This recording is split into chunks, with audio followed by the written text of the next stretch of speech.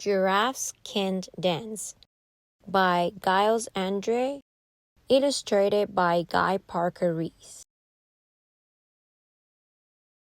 Gerald was a tall giraffe whose neck was long and slim, but his knees were awfully crooked and his legs were rather thin. He was very good at standing still and munching shoots off trees, but when he tried to run around, he buckled up the knees. Now, every year in Africa, they hold the jungle dance, where every single animal turns up to skip and prance. And this year, when they arrived, poor Gerald felt so sad, because when it came to dancing, he was really very bad. The warthogs started waltzing, and the rhinos rock and rolled. The lions danced a tango that was elegant and bold. The chimps all did a cha-cha with a very Latin feel, and 8 baboons then teamed up for a splendid Scottish reel.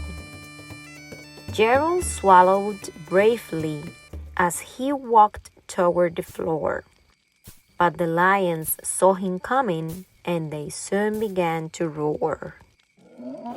"Hey, look at clumsy Gerald," the animals all sneered. "Giraffes can't dance, you silly fool. Oh, Gerald, you're so weird." Gerald simply froze up. He was rooted to the spot. "They're right," he thought. "I'm useless. Oh, I feel like such a clod." So he crept off from the dance floor and he started walking home. He'd never felt so sad before, so sad and so alone. Then he found a little clearing and looked up at the sky.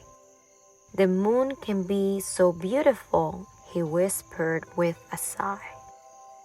"Excuse me," coughed a cricket who'd seen Gerald earlier on. "But sometimes when you're different, you just need a different song." Listen to the swaying grass and listen to the trees. To me, the sweetest music is those branches in the breeze. So imagine that the lovely moon is playing just for you. Everything makes music if you really want it to. With that, the cricket smiled and picked up his violin. Then Gerald felt his body do the most amazing thing. His hooves had started shuffling, making circles on the ground. His neck was gently swaying, and his tail was swishing around. He threw his legs out sideways, and he swung them everywhere. Then he did a backward somersault and leapt up in the air. Gerald felt so wonderful his mouth was open wide. "I am dancing, yes, I am dancing, I am dancing," Gerald cried. Then, one by one, each animal who'd been there at the dance arrived while Gerald boogied on and watched him quite entranced. They shouted, "It's a miracle! We must be in a dream. Gerald's the best dancer that we've ever seen."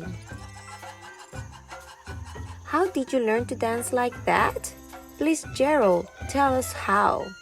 But Gerald simply twirled around and finished with a bow. Then he raised his head and looked up at the moon and the stars above. "We can all dance," he said, "when we find music that we love."